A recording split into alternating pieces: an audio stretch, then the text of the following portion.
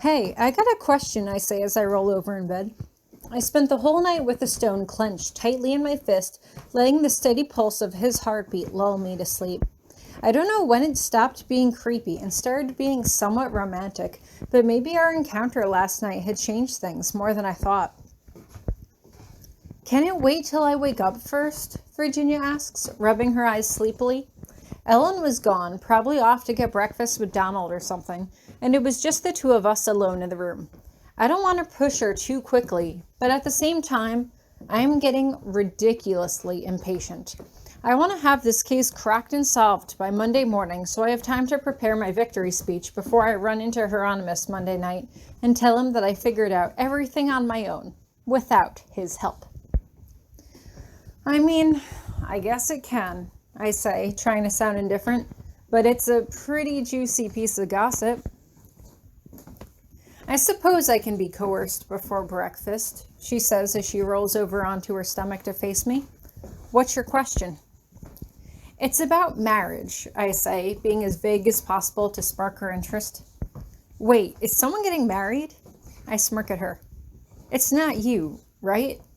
No, I say quickly, but I do have questions about magical marriages, and I was thinking that you were the perfect person to help me out, since you're from a magical family and all. She eyes me suspiciously. And you're sure it's not you getting married? Virginia, I say flatly, and she giggles. Okay, what's up? Well, I know it's like, in non-magical families, people make vows, I say, to love, honor, and obey, right? Do they do that in magical families too? I think so, Virginia says. I've never actually been to a magical wedding to know for sure, but yeah, they probably do. Okay. I sit up and hold my hands out in front of me. So what if two people are married to each other and one person's like, hey, wash the dishes, and the other person's like, no, I don't want to. Does that person lose their magic for breaking their vows, since they're not technically obeying? I don't think it works like that, Virginia says slowly. Vows are still vows, but obeying can have a lot of different meanings.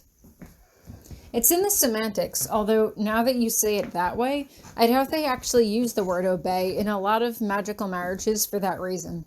It seems like an unnecessary risk. Yeah, I see your point, I say, then push the issue a little further anyway. So, you mean like obeying can be considering someone's opinion, maybe? You don't have to do exactly what they say, word for word, but you have to at least consider what they have to say? I guess so. Virginia shrugs. What's with all the questions about obeying? Well, not obeying. I shrug. Just about, vows and promises in general. I used to make promises all the time back at home. Like, if I promised my parents to do the laundry before they got home from work and then I didn't, I would lose my magic for that? I don't know. Virginia shrugs. You could, I guess. It's why we're all very cautious around those types of words. We try not to use them if possible. It's just better not to risk that stuff, My parents kind of drilled that into us since we were kids. That's what I was wondering. I take a breath. Here we go. Like, say, in married relationships, when you promise to enter into a union, you make vows of loyalty, right? So you implicitly kind of agree to the whole no cheating thing, right? Virginia shrugs. Are you involved with a married man? Because I thought you were dating. Just humor me, I say quickly. If, I don't know, say a married guy kissed you or had really strong feelings for you and acted on those feelings, would he be breaking his marital vows? Probably, Virginia says. I think so.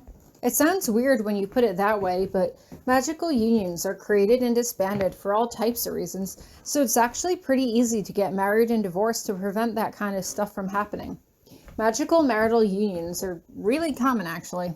One of my friends was actually married off to this older guy when she was 14 because she promised to marry him as a joke and didn't realize that she had to go through with it until it was too late. They thought about ending the marriage after the year was up, but it turns out she really liked the guy. So what happened? I asked. Did they stay together? No, she left him for a guy her own age that she was starting to develop feelings for. Virginia says with a laugh. So she called off the marriage before she could risk breaking her vows, basically to prevent what you were just asking. Okay, but say two people are still actually married, I continue. Like, if they're still in the union, their vows still apply, right? So if one of them cheats, that person would lose their magic and have their memories wiped. Right? Yeah, I guess, Virginia says. I mean, I don't know if just kissing would be enough to do it, but I don't know who would be stupid enough to risk it and find out. She looks at me. So what does this have to do with anything? What's the juicy gossip? It's, nothing, I say quickly. Just tricked you into helping me with a bit of homework. I wink at her as I start to throw on my clothes. For what class? Virginia asks, but I'm already halfway out the door. I hear Virginia's voice in my head. I don't know if just kissing would be enough to do it, but I don't know who would be stupid enough to risk it and find out. Professor Grabiner was not a stupid person. He wouldn't risk his magic and his memories just to kiss me, no matter how much he cared for me. He had told me directly that he was married, so why would he kiss me? Why? It didn't make any sense. Aside from Professor Grabiner, there was only one person who I knew might know the answer, but there was no way she would tell me anything directly. This one was going to take a great deal of subterfuge. I knock on Minnie's door, but when no one answers, I head up to the library. Minnie's there, reading quietly to herself at a table pushed up against one of the windows. As I start to approach, she looks up and sees me. Her eyes go wide and her whole body stiffens like a deer caught in headlights. I just want to apologize, I say quickly, holding up my hands, for what happened last week. She looks at me skeptically, like a mouse that's not sure whether to take the cheese or run. Hieronymous explained everything. She stares at me dubiously. We spent last night catching up. I wink at her and recall the kiss, letting a blush take over my face. It has to look good or she's not going to buy it. He and I shuffle my feet awkwardly, pretending it's as comfortable as possible for me to say. Oh, Minnie says, looking surprised. He didn't tell me. But I mean, if it happened last night... Her voice trails off. But that's good news. Yeah, I say, scratching behind my ear nervously. I'm just not sure what to do about it next. With everything going on, I'm just not sure how he and I can really be together, you know? I frown at her, biting my lip, and I think she believes me. Well, if you're looking for my advice, Minnie says, I think you should... She stops suddenly, as if she's suddenly remembering where she is. I'm sorry, but I don't think I'm supposed to say anything yet. They told me to wait and clear things with them before talking about it, so I don't, well, you know. She tugs nervously at a strand of hair. Oh, right, I say quickly. Right, Hieronymous mentioned that. I'm so sorry about everything, Minnie. Like, I know I was out of line last week, and I'm sorry for that. I didn't know everything then, but now that he's filled me in, I know that you helped me out with a lot, and so, you know, thanks. You're welcome, she says happily. I'm just glad it looks like everything worked out in the end. We were all really worried about you, but I knew you could pull through, and I'm glad for the both of you. I was hoping that you two would. She smiles at me again. You know, I'm glad it's worked out. Thanks, I say.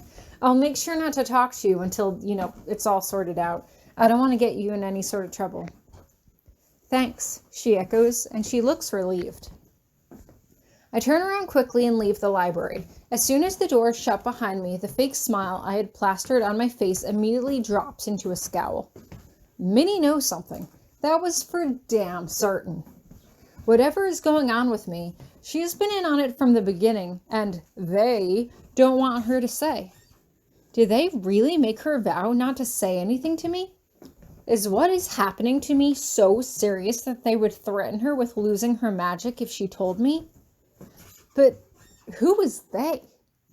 Mrs. Grabiner? Another teacher? Another student? Professor Potsdam? How far up did this go?